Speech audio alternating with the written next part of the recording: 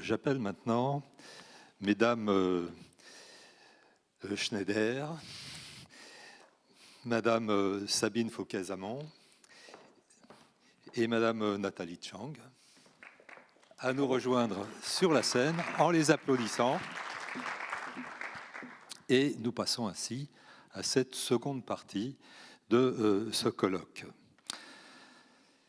Le premier témoignage, c'est celui de Madame Schneider. Madame Schneider, vous avez la parole. Et vous avez droit à la télécommande. Bouton droite. Ouais.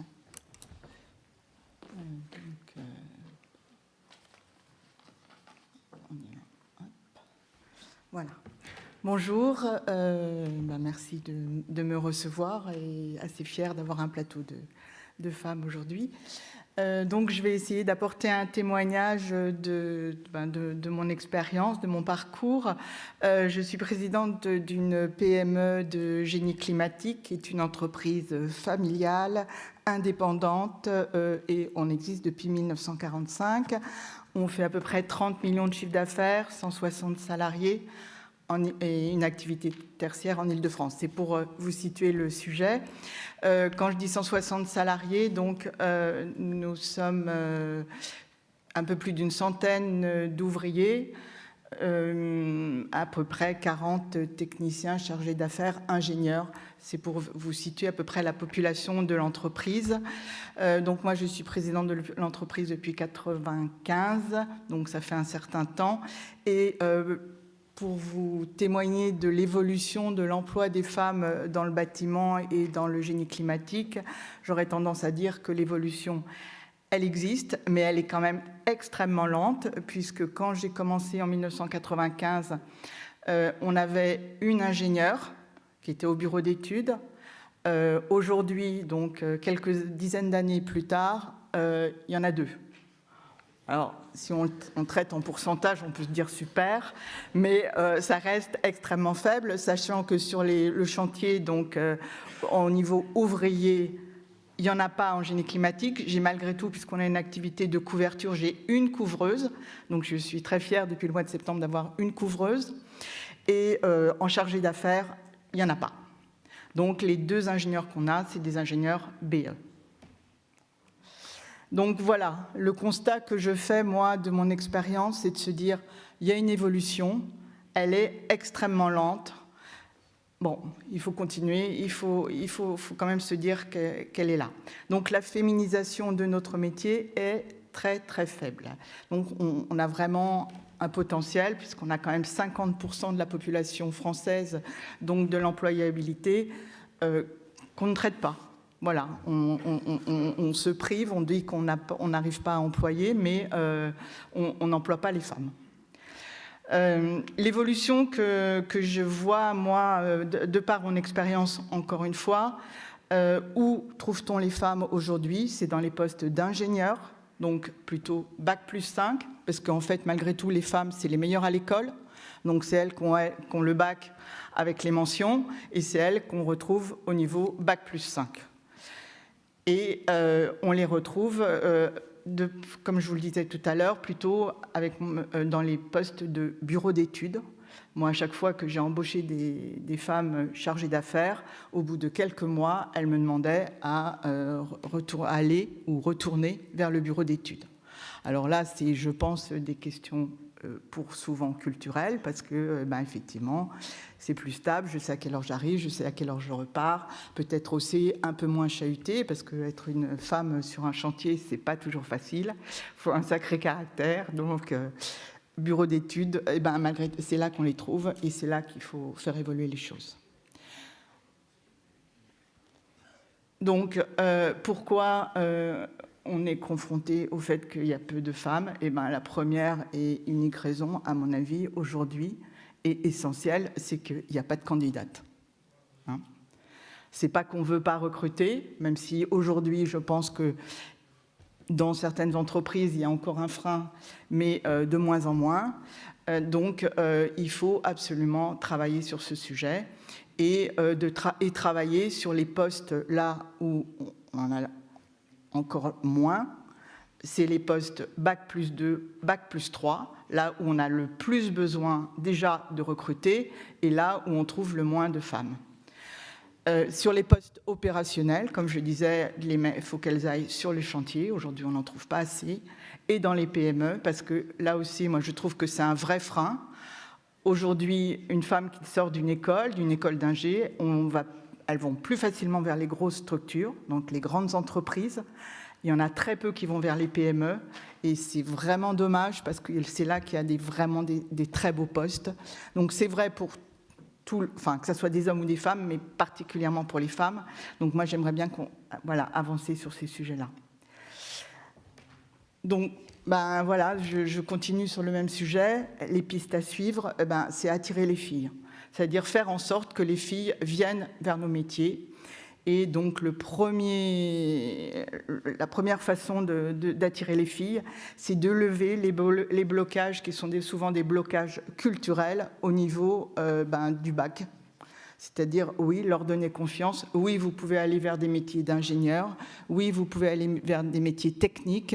Et les femmes ont toute leur place à ça.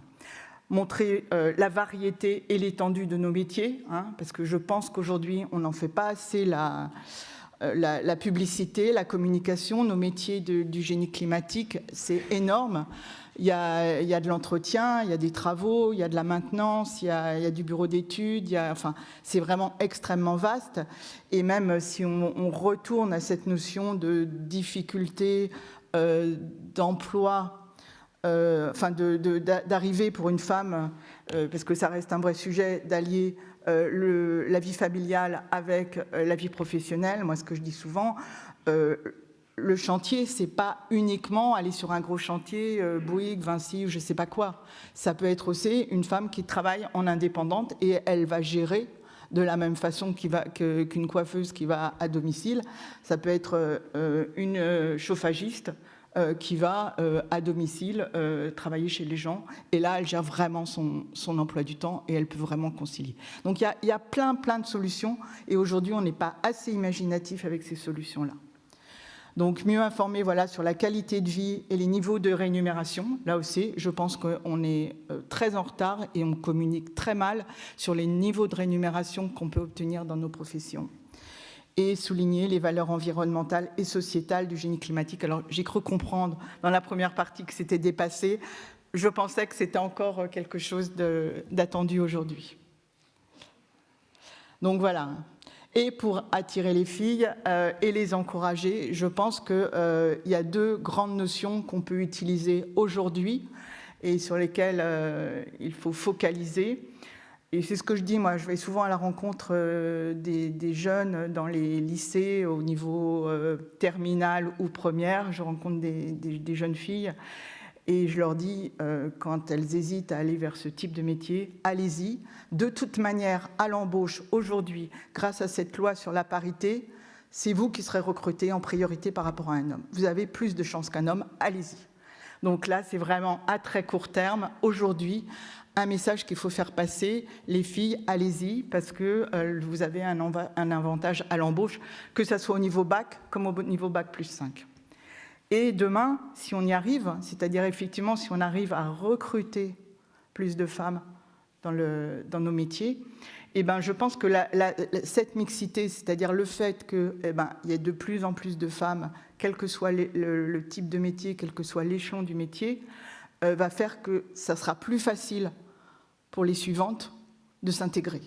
Parce que malgré tout, il faut quand même le reconnaître, quand on est une femme toute seule sur un chantier, faut en avoir envie. Quand on n'est plus toute seule, mais qu'on est 2, 3, 4, 5, c'est stimulant. Donc je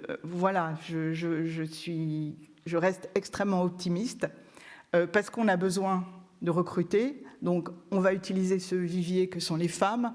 On va arriver à les attirer sur nos métiers techniques. Et une fois qu'elles seront embauchées, ça sera un moteur pour faire venir les autres. Voilà le message que je voulais faire passer. Vous avez évoqué, le fait que vous interviewez, enfin vous preniez contact avec des jeunes femmes, des jeunes filles dans les établissements scolaires, si j'ai bien compris. Est-ce que on verra dans l'intervention suivante que c'est organisé, que c'est structuré en conséquence, mais dans les grandes structures. Est-ce que cette démarche, elle a un caractère systématique, organisé, ou c'est un peu au cas par cas que vous intervenez? Disons que systématique, non, parce que je gère un problème de temps. C'est-à-dire que quand j'ai l'occasion, quand on me le propose, je dis jamais non. C'est pour ça aussi que je suis là aujourd'hui, c'est que j'aime bien porter le discours, la parole. Et donc effectivement, quand j'ai l'occasion, quand une école, quel qu'en soit le circuit par lequel ça m'arrive, je peux intervenir, oui, j'interviens. Donc ça m'arrive régulièrement, mais c'est pas systématique, mais on pourrait très bien organiser quelque chose de plus systématique. Je vous remercie. Sachant, juste pour finir, travailler au niveau des classes, c'est un travail de fourmi. Parce que, quand vous rencontrez 30 élèves, 60 élèves, c'est même pas gagné que vous en ayez une qui vous écoute. Donc, moi, aujourd'hui, ce que je me dis, vaudrait mieux intervenir au niveau des cellules d'orientation, leur faire un apprentissage pour qu'eux-mêmes, parce qu'aujourd'hui, c'est le premier frein, parce qu'ils ne le proposent pas aux jeunes qui viennent les voir, cette filière de génie climatique. Donc si déjà, pour être plus efficace, pour aller plus vite, au lieu de faire les élèves un par un, allons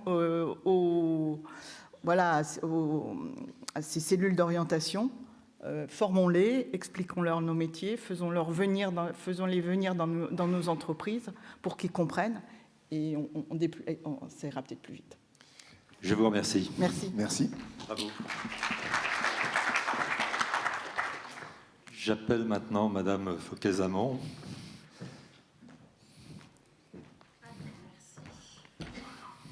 En vous présentant peut-être d'abord. Oui, merci. Donc, vous avez la parole. Merci, Christian. Je m'appelle donc Sabine Fauquet. Je suis ravie d'être là. Je travaille chez Veolia. Je propose, moi, de partager avec vous un peu de témoignages personnels de ce qu'a été un peu ma vie, mais en très court, parce que sinon ça va être ennuyeux.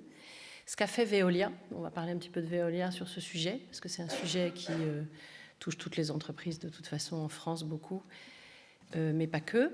Et puis, ce qu'on a fait dans ma petite entreprise que j'ai dirigée, je suis encore présidente d'une filiale de Veolia qui s'appelle Office français d'ingénierie sanitaire, et qui fait des audits qualité de l'air, qualité de l'eau dans les bâtiments, avec c'est une petite boîte de 50 personnes. Et donc, on a pu appliquer je me suis trouvée face à des situations, justement, de féminisation des métiers techniques, et comment on a essayé d'utiliser les outils du groupe, voire faire un petit peu avec nos moyens, parce que c'est ce qu'on se disait, on n'a pas beaucoup de moyens quand on est une petite entreprise, toute petite entreprise, et comment on a réussi à faire pour que on puisse avoir le maximum de mixité et de diversité dans nos activités. Alors, cette introduction étant faite, je vous parle en 2 minutes de Veolia.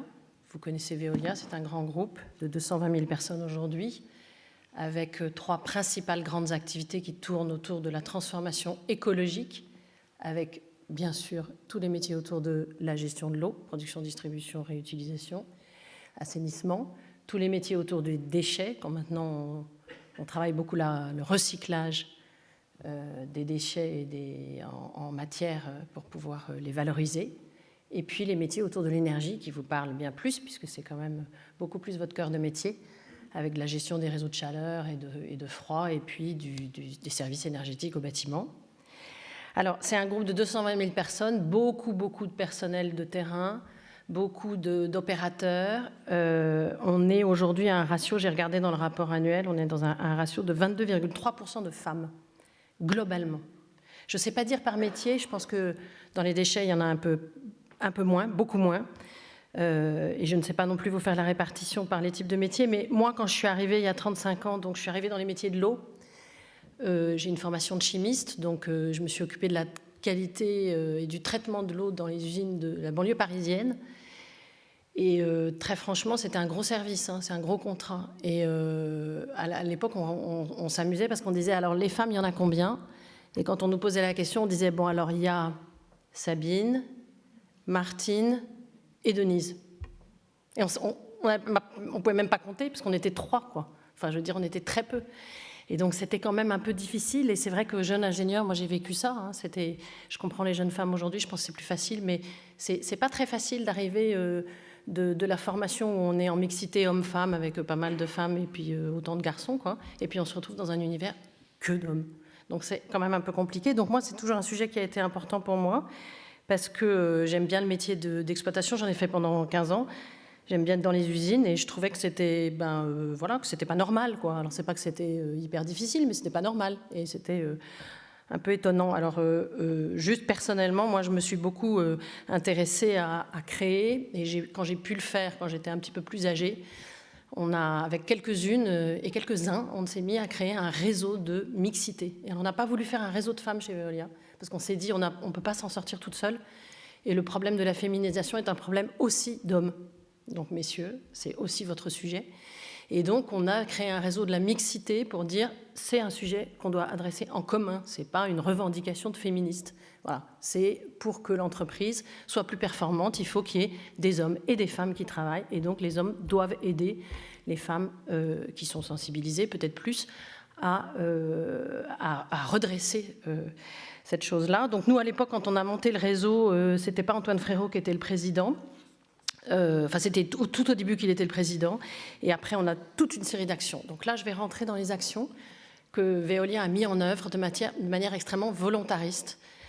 On a eu pas mal de débats sur la notion des actions volontaristes. Alors je voulais quand même revenir juste en un mot et je ne le détaille pas, mais je l'ai mis dans ce slide et je ne veux pas perdre de temps avec ça. Je voulais ressouligner les récentes réglementations en faveur de la mixité qui nous ont quand même beaucoup aidés. Alors on peut parler du débat quota, pas quota, on veut imposer, pas imposer. Moi je suis fermement convaincue qu'il faut des réglementations pour que les choses bougent. Malheureusement c'est comme ça.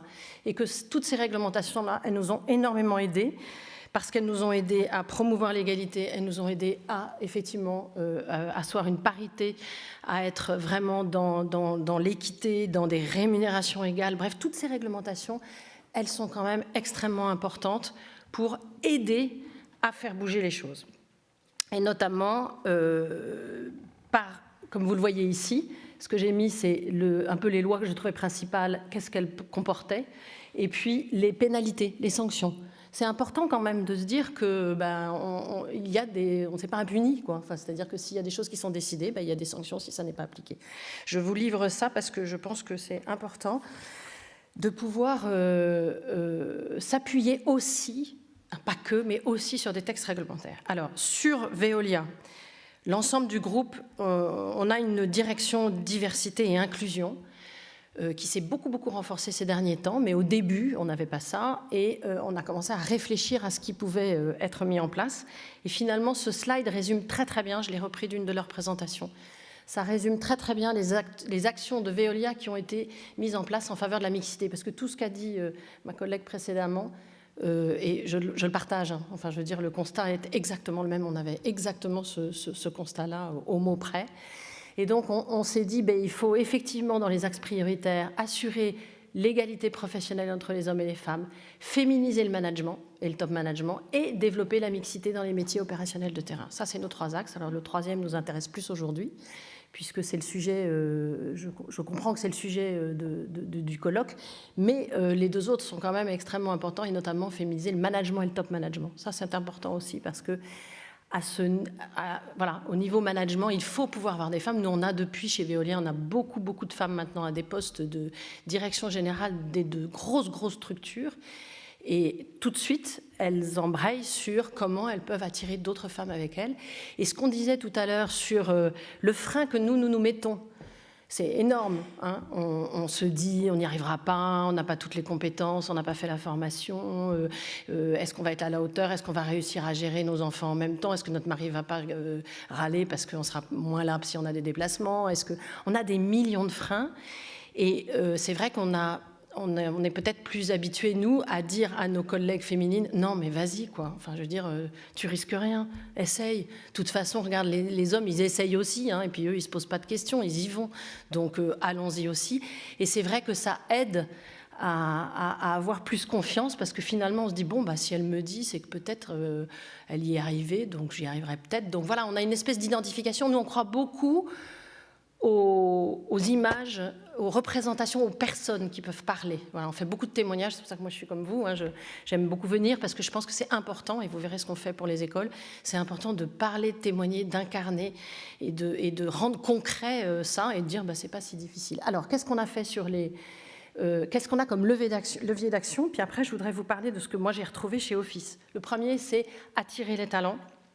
Donc c'est extrêmement difficile, c'est d'accélérer le recrutement de femmes. Ça, toutes les actions qui permettent de se dire comment est-ce qu'on fait pour qu'elles viennent, qu'elles nous connaissent, qu'elles aient une bonne image, qu'on puisse... Voilà, ça c'est un premier point. Deuxième point, c'est fidéliser, c'est-à-dire vraiment assurer un environnement de travail qui soit propice pour les femmes. Ça, je vais y revenir parce que dans mon métier, ça a été un vrai sujet. L'environnement, le contexte, comment une femme se sent à l'aise dans un métier qui est peut-être pas forcément facile pour elle. Ensuite, le troisième axe d'action, c'est vraiment d'accélérer la réduction des écarts salariaux. Il y a des vraies injustices, donc il faut promouvoir, recruter des femmes à des postes de management, vérifier l'égalité salariale, ça c'est vraiment extrêmement important. Ensuite, promouvoir, donc bah oui, c'est vrai, parmi les actions de promotion, il faut favoriser la promotion des femmes. Oui, en particulier les jeunes femmes. C'est vrai. Il faut, nous maintenant, à chaque fois qu'on a des recrutements, on doit obligatoirement avoir autant de CV de femmes que d'hommes. On ne peut pas avoir plus d'hommes que de femmes. C'est compliqué. Hein. Donc, de temps en temps, bon, on ne peut pas les respecter, mais on essaye de le faire. Et c'est ce que vous disiez, une par rapport à l'autre, ça sera la femme qui sera prise à compétences égales. Ensuite, le cinquième point, c'est de développer. Développer, c'est vraiment accélérer la carrière des femmes avec des actions spécifiques de développement, de coaching et de mise en réseau. Je vais y revenir. Et transformer la culture. Alors, je vais revenir tout de suite au cas concret parce que j'ai conscience de l'heure qui tourne. Qu'est-ce que fait donc la filiale dont je suis présidente aujourd'hui? J'ai été directrice générale jusqu'à l'année dernière, puisque je m'occupe de l'innovation chez Veolia. Je ne vous l'ai pas dit, mais je suis directrice innovation adjointe chez Veolia. Je m'occupe de la qualité de l'air intérieur. Donc si ça vous intéresse, on peut en discuter tout à l'heure. J'en profite. Pardon? Bien sûr, je suis là. Mes membres, peut-être pas complètement, mais on y réfléchit. Absolument. Donc, mais on vous connaît bien. Donc, on s'était déjà rencontrés plusieurs fois. Donc, Office, c'est un bureau d'études qui fait 6 millions d'euros de chiffre d'affaires en 2023. Moi, j'en ai pris la direction générale en 2015. Il y avait 40 collaborateurs, on faisait 4,5 millions. Là, aujourd'hui, il y a 61 collaborateurs. On a beaucoup d'alternants, comme vous voyez, 5 alternants, parce que nous, on pense que c'est extrêmement important d'avoir des alternants, des jeunes, et c'est peut-être ceux qu'on arrive à le plus attirer. 33 hommes, 28 femmes, on est assez contents. Je l'ai mis en bas parce que j'en suis très fière. On a un index d'égalité professionnelle de 99 sur 100. La moyenne nationale, c'est 88. Et l'année dernière, on avait 100%. Donc, on était très, très contents. Parce que pour nous, c'est très, très important, depuis 10 ans, d'avoir vraiment tout ça très au clair dans notre tête et dans nos actions. Et donc, on fournit des services d'études, d'ingénierie, de formation, d'audit dans les bâtiments, notamment audit sur la qualité de l'air et la qualité de l'eau, comme je le disais. Alors, moi, je voulais partager 3 principales choses avec vous, en 5 points, qui sont le reflet de mon expérience. D'abord, quand j'ai repris la boîte, effectivement, elle avait quelques difficultés, elle avait changé d'écosystème, elle se perdait un peu, on ne savait plus trop chez Veolia si ça valait le coup de garder cette toute petite société qui faisait des audits dans les bâtiments. On était vraiment en questionnement, et puis finalement, oui, il a été décidé de vraiment la garder, et au contraire de s'en servir pour vraiment travailler sur les risques sanitaires dans les bâtiments. Donc, elle m'a été confiée à ce moment-là, et moi, la première chose que j'ai vue quand je suis arrivée, c'est qu'effectivement, j'avais d'abord beaucoup de démissions en cours, beaucoup de personnes qui m'avaient dit oh, on ne sait plus où on va, et beaucoup de femmes qui me disaient moi, mon mari est muté en province, et puis finalement, est-ce que j'ai vraiment envie d'aller ramper dans les vides sanitaires, enfin, c'est pas quand même très glamour, etc. Enfin, c'était un peu compliqué. Et il y avait beaucoup d'écarts salariaux. Donc ça, c'est le premier point, c'est qu'il y avait des vraies différences de salaire, peut-être jusqu'à... il y avait une jeune femme qui était exactement comme un collègue homme et elle avait 20% de salaire en moins. Voilà, carrément. Donc, la première chose que j'ai faite... Alors, je dois le dire, je l'ai fait aussi pour certains hommes. Hein. Je ne l'ai pas fait que pour les femmes. Mais c'est-à-dire il y avait beaucoup de femmes qui étaient en retard et quelques hommes aussi qui, dans des régions, n'étaient pas payés pareil que d'autres. Donc, il y avait vraiment un sujet. Ça a été un de mes premiers, entre guillemets, quick wins sur la confiance que pouvaient m'apporter les équipes sur l'équité et l'égalité. Et donc, je n'ai pas fait les augmentations parce qu'on ne peut pas, dans une petite boîte, faire les augmentations sur un an. Ce n'est pas possible parce qu'on plombe tout de suite les résultats, surtout ça, si ça ne va pas bien. Mais j'ai pris un engagement et les plus grands écarts, je les ai redressés sur 3 ans. En disant, OK, on y va, 5%, 10%, etc. Et on va, sur 3 ans, à mesure que la boîte se redresse, on va réduire les écarts salariaux. Mais j'ai été frappée parce que franchement, j'ai trouvé ça injuste et que ça ne pouvait pas rester. La deuxième chose, c'est sur la fidélisation et du coup la transformation culturelle.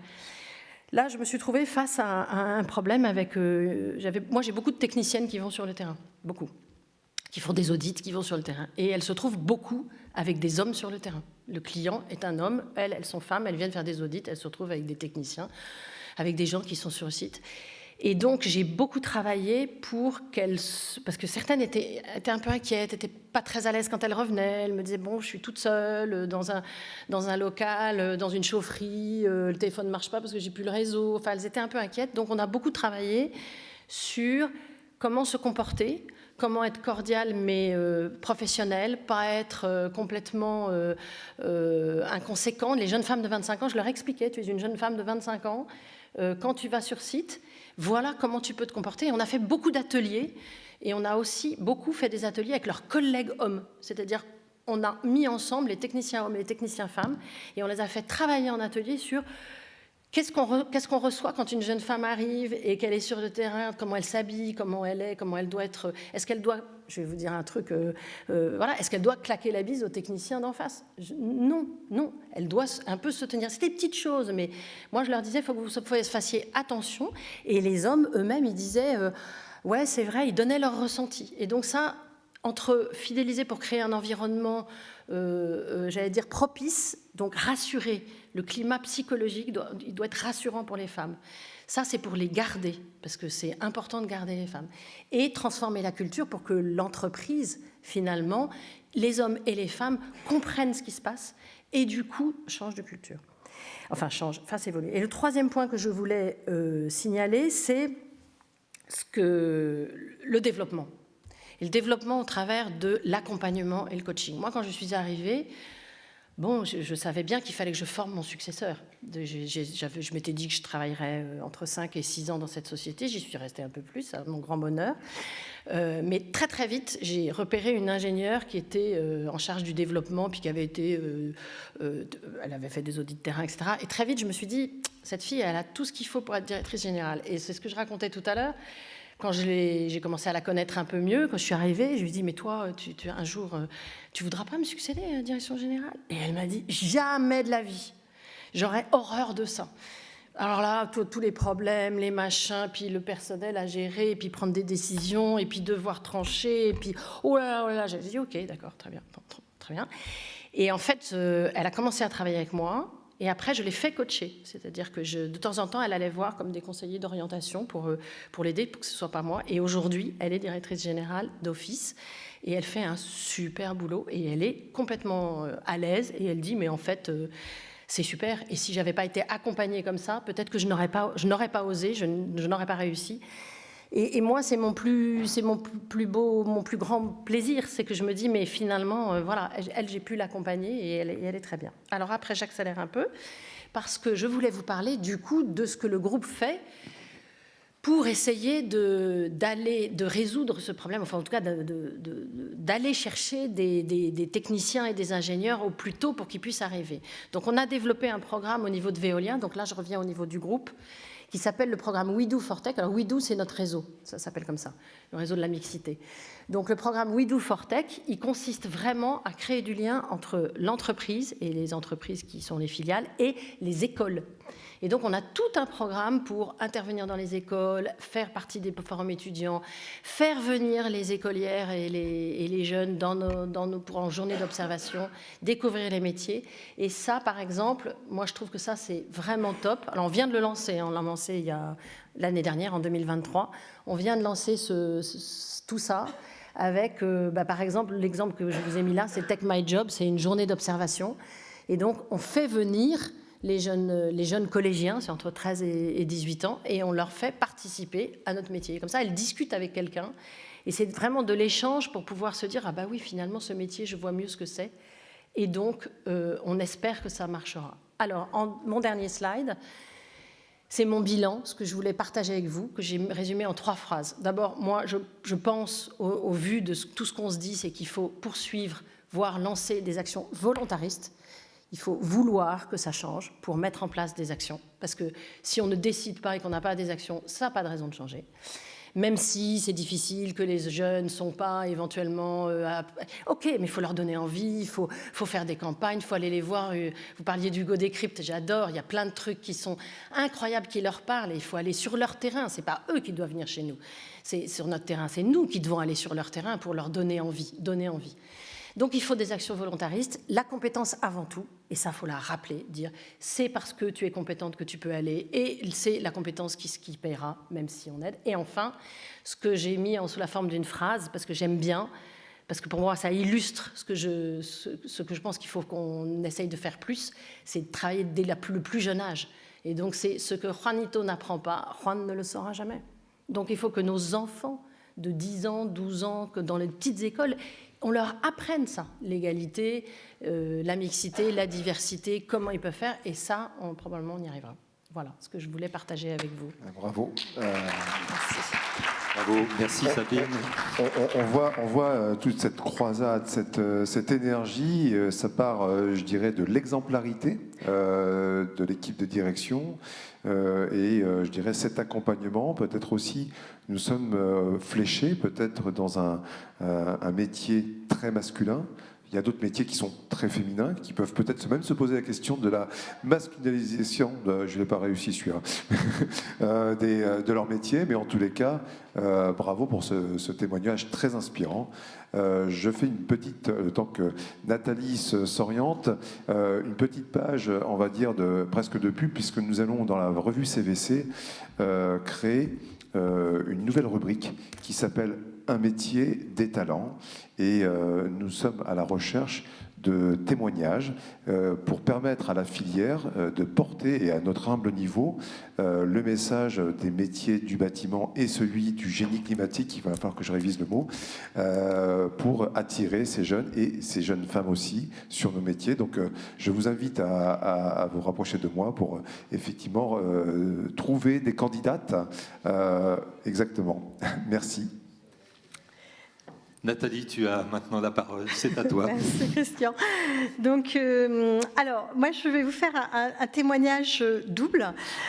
Déjà parce que ça fait 1 an que j'ai été élue présidente du Club des femmes du bâtiment, dont Manuel est membre et Caroline aussi, mais elle est partie. Et donc voilà, un peu contrainte et forcée parce que vu mon emploi du temps, c'était compliqué. Mais en tout cas, c'est un club magnifique. Bon, là, je vous ai mis un petit graphe sur l'évolution des droits de la femme en France qui montre que nous gravissons chaque jour une petite marche supplémentaire, mais qu'on n'est pas encore au sommet. Le Club des femmes du bâtiment, donc... c'est un club assez magique. J'ai eu très peu de problèmes avec des hommes dans le monde du bâtiment. Quand on m'a appelé pour faire partie de ce club il y a une dizaine d'années, j'étais pourquoi, que ça sert, enfin bon. Et en fait, ça a été une véritable révélation. C'est un club qui a été créé en 2012 par notamment à l'initiative d'une femme qui est aujourd'hui sénatrice et qui vraiment est un club de partage, de respect. Le facteur humain, c'est primordial, c'est de l'amitié, c'est de l'intégrité, c'est de la loyauté, de la solidarité. C'est une petite bulle d'oxygène, je pense, pour l'ensemble des membres, où on se retrouve, on partage nos problématiques avec et beaucoup de bienveillance. Et donc, la mission de ce club, c'est de réunir des femmes dont le point de commun est d'occuper un poste à responsabilité dans une entreprise qui participe à l'acte de construire, avec un objectif d'échanger sur le métier, de s'apporter des conseils. D'ailleurs, on se dit souvent, à nous toutes, on est capable de faire une équipe, une girl team intégrale pour construire un bâtiment. Donc, de développer notre réseau, d'échanger sur les retours d'expérience, de faire progresser la femme dans les métiers du bâtiment et de sensibiliser, ça c'était un des points clés du club, de sensibiliser les générations des femmes afin de favoriser leur intégration. Pour la petite histoire, Dominique Verrien, quand elle a créé le club, elle l'a créé parce qu'une des femmes de notre club en fait, il y avait son mari qui l'engueulait parce qu'il lui disait qu'il fallait qu'elle demande une augmentation de salaire. Et en fait, elle n'osait pas parce qu'elle avait peur que son patron l'engueule si elle lui demandait une augmentation. Donc voilà, c'était un peu la problématique. On revient au sujet du salaire.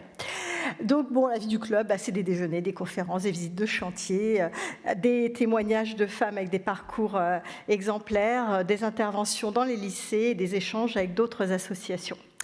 En 2015, on a lancé une enquête qui était très intéressante, qui montrait que finalement, dans les entreprises, la parité...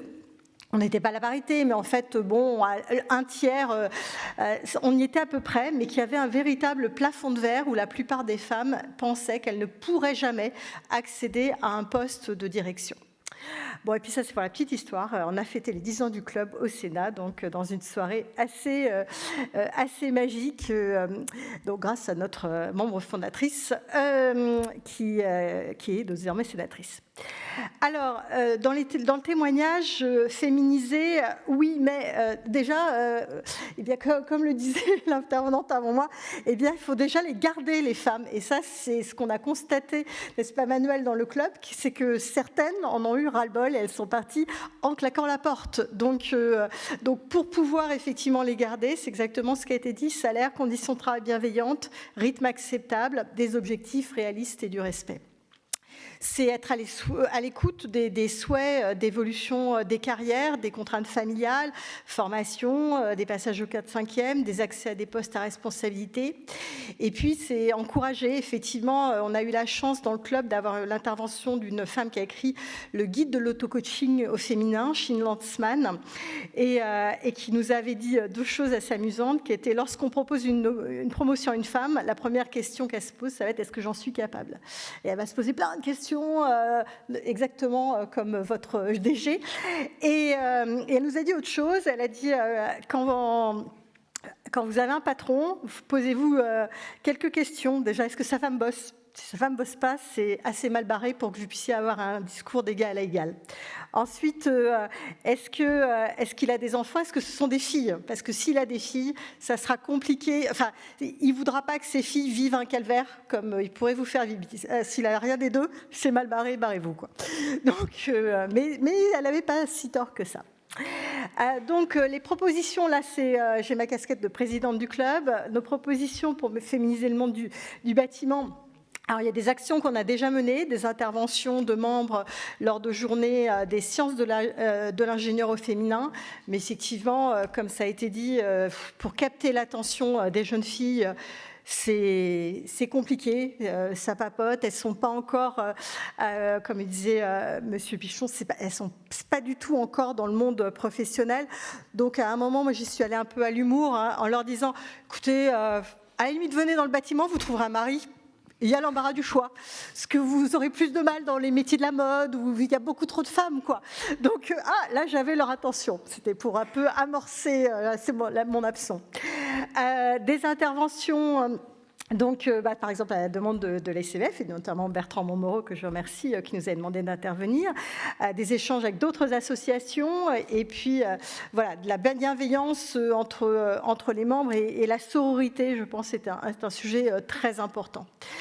Bon, il nous reste encore plein de choses, d'actions à mener, des vidéos de témoignages, et notamment ce qu'on souhaite mettre en place, c'est du marrainage avec des jeunes femmes étudiantes pour leur ouvrir la découverte de nos métiers, et puis aussi notre réseau pour trouver les bons stages, parce qu'on sait que c'est hyper important.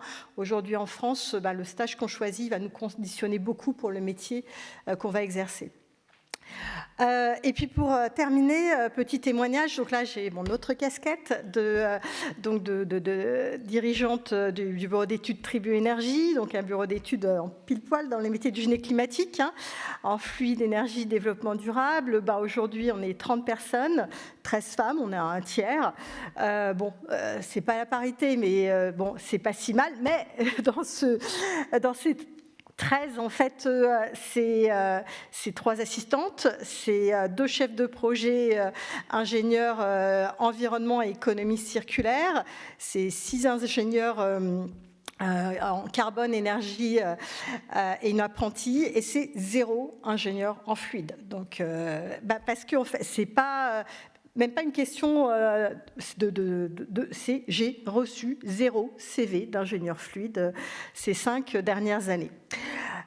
Donc ça, c'est un petit souci. Donc effectivement, il n'y a pas de sujet concernant les salaires, hommes-femmes. Moi, je ne fais pas de différence, bien sûr, entre les salaires. Je serais quand même très mal placée pour les faire. Néanmoins, j'ai des ingénieurs qui se plaignent régulièrement d'un manque de respect lors des réunions de conception de projets, pas trop chantier d'ailleurs, mais plutôt conception de projets, de délais qui sont intenables, d'organisation complètement chaotique au sein des équipes de maîtrise d'œuvre. Donc ça, c'est un vrai souci. Donc, je leur recommande la lecture des 4 accords Toltec, donc notamment ne rien prendre personnellement, et effectivement se dire que quand on a quelqu'un d'agressif en face, c'est quelqu'un qui a besoin d'une psychothérapie, mais qu'on n'est absolument pas en tort, et je les autorise aujourd'hui à quitter les réunions si jamais il y a trop de manque de respect sur ces sujets-là. Sujet aussi, en termes de motivation, c'est qu'effectivement, aujourd'hui, c'est très compliqué aussi parce que moi je le répète tout le temps, que nous sommes ingénieurs conseils en bureau d'études et qu'aujourd'hui, le contexte qui met en avant des solutions techniques uniques, comme par exemple les PAC que je ne citerai pas, c'est quand même un véritable problème. On se doit de travailler sur les projets, donc ça c'est un sujet. Alors, petit témoignage personnel, c'est vrai que, moi, il se trouve que les métiers du génie climatique, pour moi, ça a été une véritable révélation. Le jour où je suis rentrée en DESS, d'ailleurs, j'ai eu Bernard Flamand comme enseignant, j'ai trouvé ma voie. Donc, ça a été... Et je pense que une carrière, c'est aussi beaucoup de chance. C'est la chance de trouver un métier qui nous plaît. J'ai une équipe, 36 personnes, c'est pas énorme, mais en tout cas qui est absolument formidable. Le côté, Frédéric, tu les connais bien. La particularité, c'est que j'ai un tiers de mon équipe avec qui je travaille depuis plus de 10 ans. Donc ça, c'est assez exceptionnel, dont ma plus ancienne collaboratrice avec qui on bosse ensemble depuis 17 ans. Et donc ça, c'est aussi un point, garder ses talents. Et puis aussi, la chance d'avoir des projets absolument fabuleux. L'année dernière, j'ai eu l'occasion d'intervenir sur la rénovation du château de Versailles, se balader quasiment seul, avec juste une personne dans des couloirs secrets, c'est des moments assez magiques, et ça, c'est effectivement des choses merveilleuses dans nos métiers. Finalement, comme je disais, j'ai été peu confrontée à du machisme, parfois un tout petit peu de jalousie de la part de femmes ou de certains concurrents, mais enfin, ça reste anecdotique. Et puis, c'est vrai que les hommes misogynes, ils viennent rarement dans un bureau d'études où une femme est dirigeante. Hein, ils vont peut-être choisir d'autres personnes. Et puis, je pense que la plupart sont proches de la retraite, donc c'est pas forcément un sujet. Hein. Maintenant, voilà, la question que je pose à la fin, c'est, j'ai une fille, elle a 15 ans, elle est absolument brillante en sciences, maths, physique depuis qu'elle est toute petite. Bon, avec deux parents ingénieurs, on n'en attendait pas moins, mais voilà. À 7 ans, c'est pas une blague, à 7 ans, elle savait distinguer une chaudière gaz et un chauffe-eau électrique. Peut-être parce que quand je lui donnais son biberon, je lui racontais la fabuleuse histoire du chauffe-eau thermodynamique. Donc la question, c'est est-ce que je lui souhaiterais parce qu'aujourd'hui, plein de gens me disent, mais tu as une fille, 15 ans, voilà, quand elle aura terminé ses études, tu seras peut-être en âge d'aller à la retraite, est-ce que tu vas lui faire la passation du bureau d'études?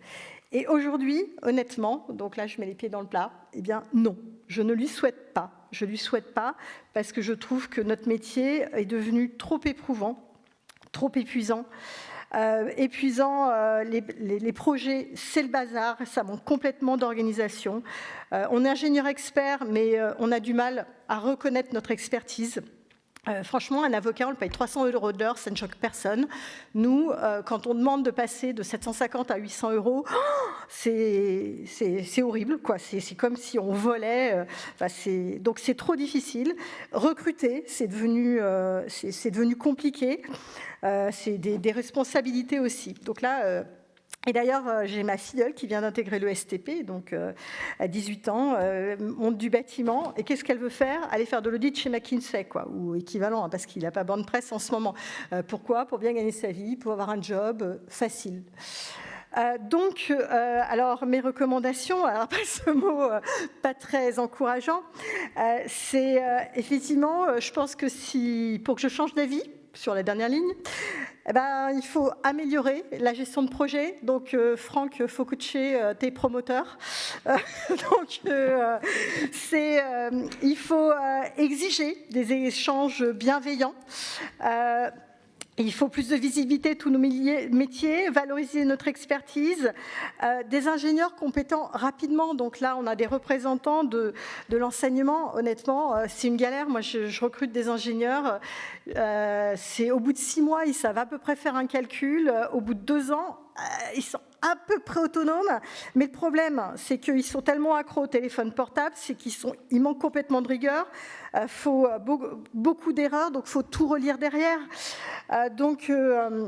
Effectivement, alors là, j'ai retenu le portail d'interaction des métiers de GRDF de Monsieur Chapuis. Je pense que ça mériterait d'être dupliqué. Et puis, sur le sujet de la réglementation, alors moi, en PME, je suis contre. Ça fait 3 ans que j'essaye de recruter quelqu'un d'handicapé pour répondre aux critères. Je me tape une amende colossale. C'est pas que je veux pas, c'est qu'il n'y a pas de candidat. Donc, si on me met des amendes sur la parité, et en plus, sur les projets, là, on me met des amendes en conceptualisation si j'ai pas assez de gens qui viennent de l'insertion professionnelle. Je leur dis, mais je fais quoi? J'ai déjà du mal à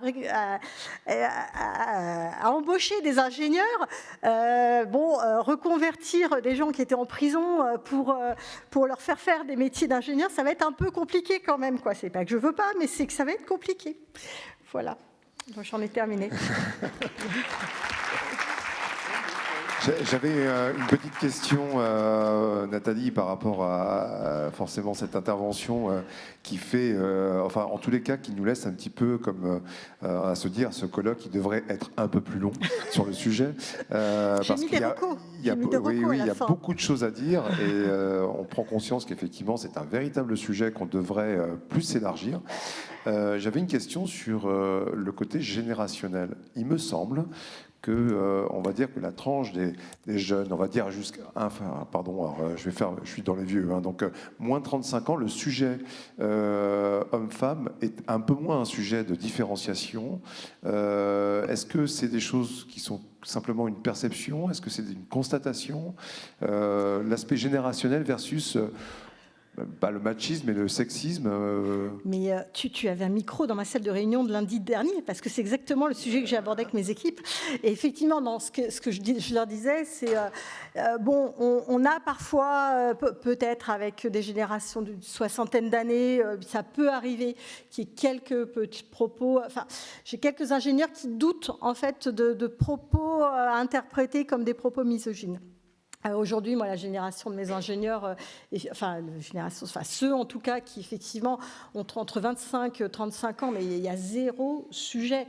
Et alors, si je leur ai dit l'autre jour, le sujet, il peut revenir de la misogynie, quand leur femme va les tromper ou va se barrer. Ça peut éventuellement une petite crise effectivement anti-homme, mais anti-femme. Mais bon, non, sinon honnêtement, aujourd'hui, il n'y a pas de sujet. D'accord, donc ça veut dire que la bonne nouvelle, c'est que tout le combat qui a été mené depuis plusieurs années, et encore en France, mais à l'étranger, il y a encore beaucoup de boulot dans certains pays, fait que cette nouvelle génération nous pousse à naturellement aller vers cette équité, mais qui n'empêche pas le combat, et bravo en tous les cas de ces témoignages qui nous permettent effectivement de nous inspirer, et pour ceux qui ne seront pas encore convaincus, d'y aller. C'est maintenant. Par contre, il y a une chose, justement, j'ai mené une petite étude auprès de notre club des femmes du bâtiment. Et dans les difficultés que rencontrent les femmes du club, il y a 5. Arrive en numéro 1, l'écart de salaire. Donc, en numéro 2, une différence de considération homme-femme. En numéro 3, le fait que les femmes doivent être beaucoup plus compétentes que des hommes pour avoir attiré justement ce respect à poste égal. 4, propos machistes, et 5, la surcharge de travail. Peut-être un petit message, parce que j'ai beaucoup aimé votre intervention sur la notion de mixité. Nathalie, finalement, je souhaite que finalement ce club, un jour, tu te poses la question de la parité homme-femme. C'est qu'on aura beaucoup évolué. Alors, on m'a soufflé, et Franck m'a soufflé dans l'oreille, qu'il y avait des représentants du CINOV dans la salle. Peut-être qu'ils peuvent lever la main. Alors, toi aussi, parce que, alors, il m'avait dit effectivement, donne la parole côté casquette CINOV. Il me semble que c'est bien le CINOV qui fait les talentes, non oui, alors, juste parce que, en fait, j'avais des diapos spéciales qui m'ont été transmises par CINOV récemment, mais Christian, il n'a pas voulu prendre ma présentation. Alors, moi, je ne lui en veux pas, je comprends la difficulté. Les contraintes en matière de diapos sont... Non, mais il n'y a pas de souci. Et en fait, j'avais mis dans mes notes, mais j'ai oublié d'en parler. Ce que m'a donné CINOV, c'est une étude qui a été faite par l'OPIEC sur, effectivement, sur la féminisation des métiers. Et j'ai noté, aujourd'hui, l'étude OPIEC montre qu'il y a 25% de femmes ingénieurs, cadres techniques dans le bâtiment et l'industrie. Donc, effectivement, par rapport... c'est trop peu, comme vous le disiez tout à l'heure, par rapport aux 50%, si ce n'est plus, je crois qu'en France, on a un petit peu plus que ça en femmes. Donc, oui, il y a un petit souci. En tous les cas, c'est pour un petit clin d'œil au CINOV et à toute la ICVF qui est mobilisée. On a plusieurs mobilisations avec des initiatives qui portent et qui flèchent justement sur cette question de féminisation ou en tous les cas de mixité et d'équilibre.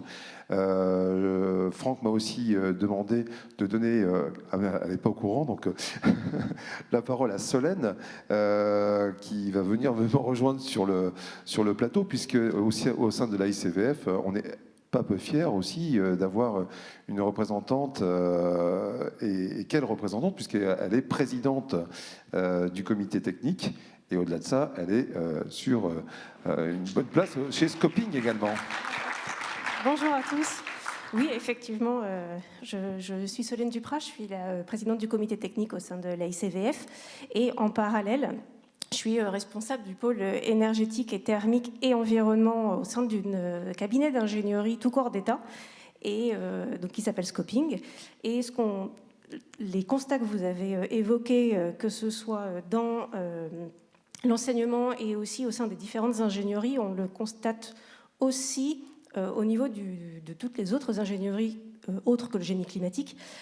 Pour preuve, dans un cabinet comme le nôtre, environ 150 personnes, on a des spécialités comme la structure et l'électricité. Aujourd'hui, je crois que sur toutes ces spécialités-là, et les fluides aussi, comme chez Nathalie, il n'y a quasiment aucune femme en ingénieur. Les seuls pôles techniques où il y a des ingénieurs femmes, eh bien, c'est la thermique, l'énergétique, l'environnement. Je suis la seule manageuse femme. Est-ce qu'il y a un lien de cause à effet? J'en sais rien. En tout cas, les autres ingénieries peinent également. Il n'y a pas que le génie climatique, la structure, l'électricité et donc les fluides. Ça peine un petit peu moins chez nous en gestion de projet généraliste et en économie. Il y a un petit peu plus de femmes dans ces postes-là. Et sur les chantiers, en tant que conducteur de travaux, on constate un petit peu plus de femmes aussi maintenant. Je ne sais pas si vous le constatez aussi, mais la conduite de chantier se féminise un petit peu plus. Voilà pour le petit retour d'expérience. Et en tout cas, au niveau du comité technique, on est quand même 4-5 femmes sur la vingtaine. D'ailleurs, récemment, Sandrine nous a rejoints. Et voilà, on est ravis. Ah, pardon, elle est là. Merci. Voilà. Merci Frédéric. Merci, on peut applaudir cette deuxième partie de conférence. Alors j'aurais peut-être une question à la salle pour avoir effectivement un minimum de temps d'échange et éviter les frustrations, peut-être des questions que vous auriez à poser.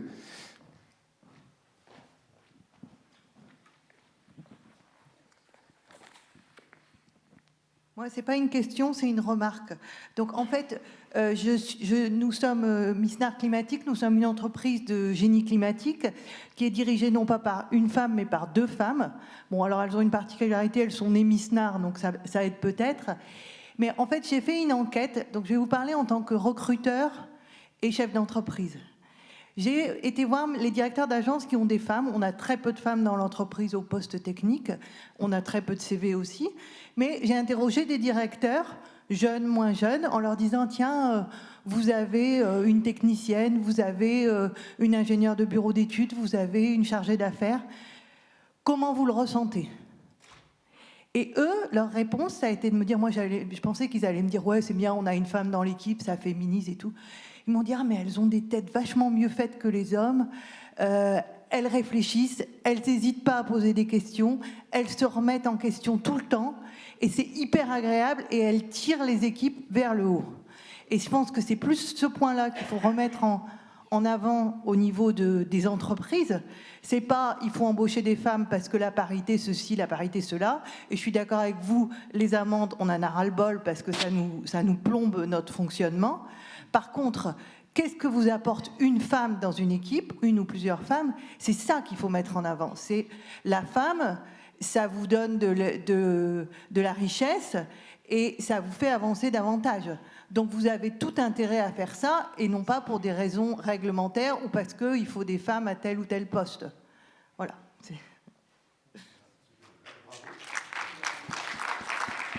Merci Lorraine de ce témoignage. Et effectivement, il y a une vraie légitimité. Et on a parlé de plafond de verre, et les hommes aujourd'hui sont effectivement dans un autre schéma. Et on a aussi évoqué cette différence de lecture.